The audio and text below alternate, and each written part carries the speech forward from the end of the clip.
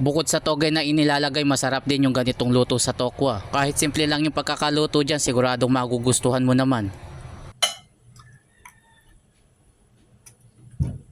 Dumating na yung non-slip na nabili ko, nadulas kasi yung lutuan ko kaya kailangan kong gumamit neto. Magagamit ko na rin yung kaserola kong maliit. Natuwa naman ako yung pagkabakal niya medyo makapal. Pagkalagay ko nga ng kawali, maganda yung pagkakalapat at hindi siya madulas. Balik naman tayo sa lulutuin. Magluluto nga pala ako ng tokwa at ipiprito ko na muna. Nilagyan ko na nga rin pala yan ng asin at paminta para magkaroon ng lasa. Tamang prito lang yung gagawin natin dyan, di naman natin yan tutustahin para hindi matigas kapag kakinain. Kapag kaganyan na yung itsura, pwede na yan. Sabi ko nga, tamang tostado lang yung gagawin natin o yung tipong mag golden brown lang. Tapos tsaka naman natin hanguin yung mga nalutong tokwa. Binawasan ko na lang yung mantika, medyo madami kasi nag-iwan na lang ako ng kaunti. Igisa muna natin yung bawang hanggang sa lumabas yung aroma.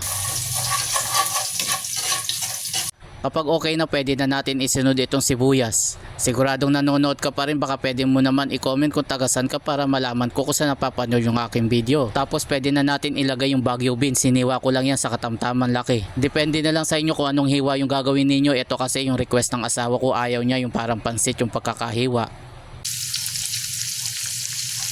Igisa lang natin ng maigi yung gulay sa mantika para masarap, tapos ilagay na natin tong repolyo. 50 pesos nga lang pala yung bili ko sa gulay dyan, tapos yung tokwa naman nasa 20 pesos. Wala pang 100 yung nagastos ko dyan, yung ibang ingredients kasi meron naman akong stocks. Tulad ng Baguio beans, igigisa lang din natin ng maigi yung repolyo para masarap yung pagkakaluto sa gulay. Ganyan lang yung ginagawa ko, pinakakagisa ko lang ng maigi. Kung di ka pa nakapollow sa akin, pakipollow mo na lang ako para updated ka sa mga susunod. Half cook na yung gulay, pwede na natin ilagay yung tokwa. Kung di mo pa nasubukan lods yung ganitong luto sa tokwa, sigurado magugustuhan mo kapag nailuto mo. Maglagay na tayo ng powder ng paminta, medyo damihan natin para lalong malasa. Tapos naglagay na rin ako ng soy sauce. Tansyahan na lang yung ginawa ko, wala akong eksaktong sukat. At saka naman natin haluin para magpantay yung lasa. Madali lang naman gawin to mga lods, para ka lang naman nagpapansit dito. Nakapagluto na kasi ako dati, ito yung ginawa kong pansahog, ang sarap kaya mga lods. Next time na magluto ako ng pansit, ito yung gagamitin ko uli na pansahog. Shoutout nga pala sa mga bagong followers, ganun din sa mga nakapollow na sa akin. Maraming salamat po sa inyong suporta. Ganun din sa mga bagong viewers na nagshe-share sa aking video, maraming salamat din po sa inyo. Haluin lang natin at lutuin lang natin yung soy sauce at saka yung oyster sauce. Tapos mga lods, maglalagay din nga pala ako dyan ng kaunting tubig. Kaunti lang naman yung nilagay natin mga lods, at saka naman natin pakukuluan. Medyo sariwa pa kasi yung soy sauce kaya kailangan natin pakuluan ng ilang minuto lang. After nga ng ilang minuto mga lods, eto na nga at luto na yung ating ginisang tokwa na may gulay. At syempre dito na tayo sa exciting part mga lods, yung tikman natin yung ating niluto.